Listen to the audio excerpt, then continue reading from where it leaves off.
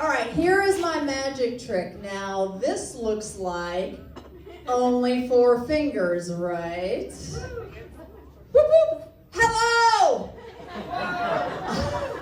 Okay, it's a terrible magic trick. I'm just trying to bring it up tactfully that I only have 9 fingers. Sometimes people notice it and they spend the whole show going 1, 2, 3. I don't know.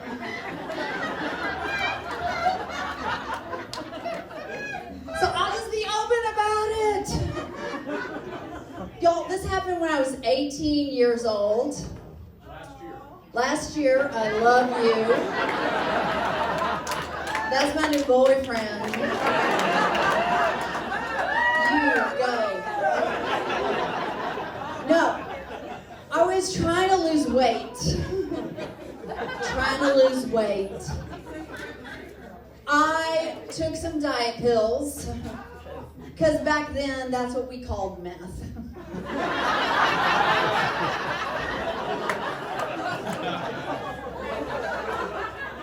And then I used some power tools, and then I lost this weight. I'm just saying, I have kept it off all these years.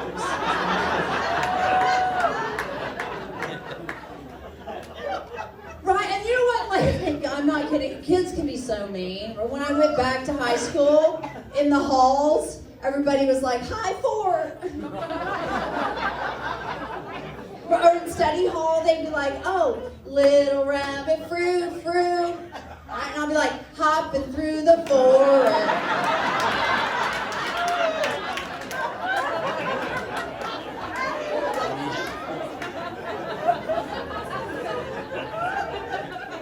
And I got sent to detention. Okay. That's not fair. Right, you know, like, I don't blame my mother, but she was the one who said, "You need to take that wood shop class. It's going to give you confidence to build things with power tools." That's why every time I go home for Christmas, I always tell her, "Yeah, Mom. That was a great idea. I'm like, you're number 1.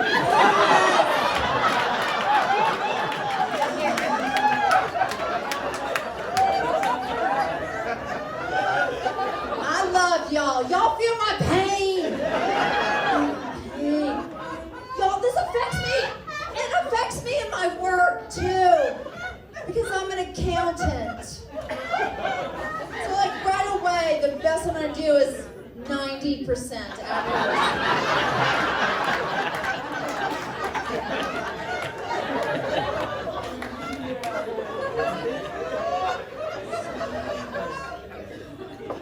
And then, like, last summer, I took a sign language class.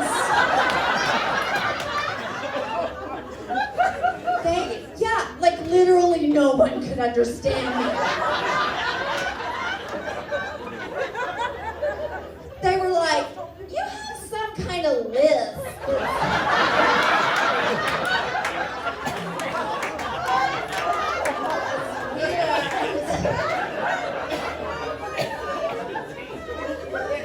Y'all are so sympathetic. I love you.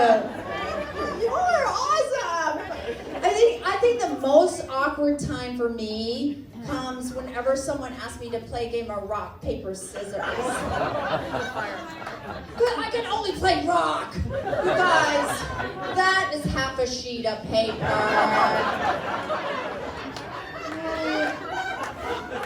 And these...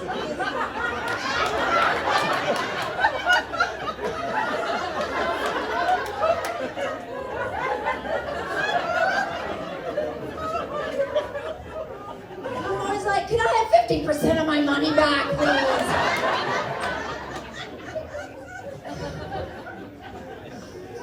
You're the best audience. I swear to I'm in love with every single one of you.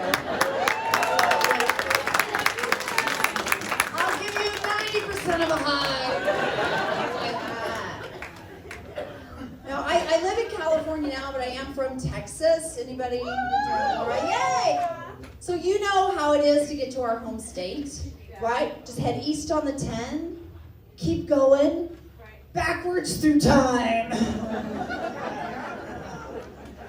And I come from like a super poor family in Texas. My folks were broke. And we were Texas poor, right? Not like California poor. Like, oh my God, you don't have a swimming pool? Oh.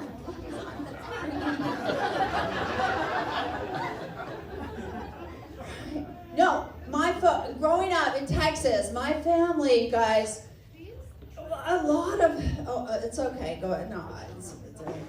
That's the one, right? No, my families were a lot like this. A lot of times, my parents did not have money to put bullets in our guns. I'm sorry, I have a snub nose, that's what I do. No. But my mom always told me, we are not white trash. We are white recycling.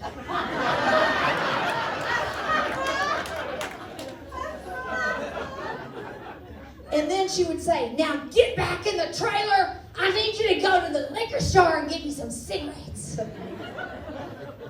I'm white trash, that's what I'm trying to say. I come from a white trash family. But you know what's not white trash?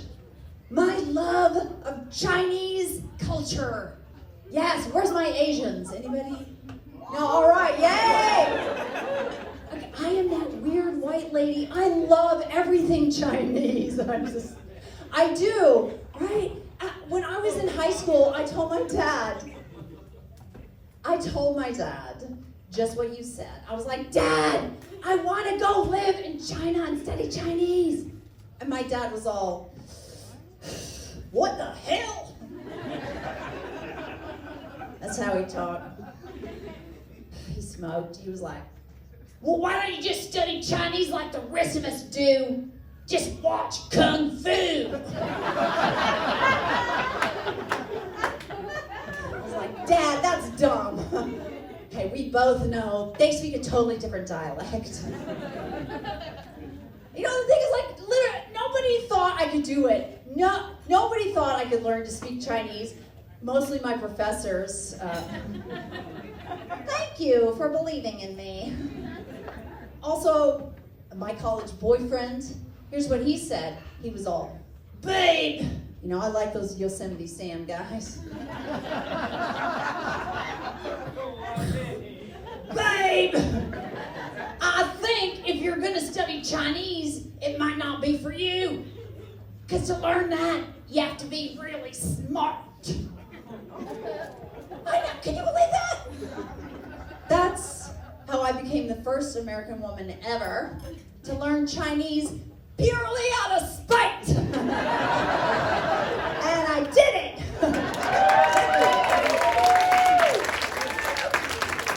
I'm not trying to brag, but I can read both sides of a fortune cookie.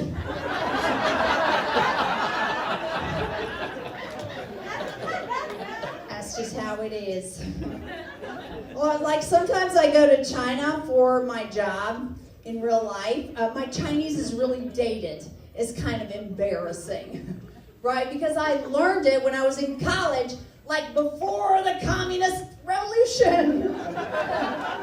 That's in the 40s for my non-history buffs.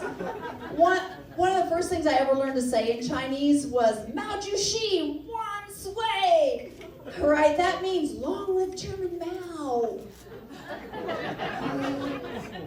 Alright, that's like me coming out here and going like, hey, Jimmy Carter, it's groovy. Let's smoke a doobie later, sir. That's how current my Chinese is. I think one thing that I love the most, I did live in China for a while.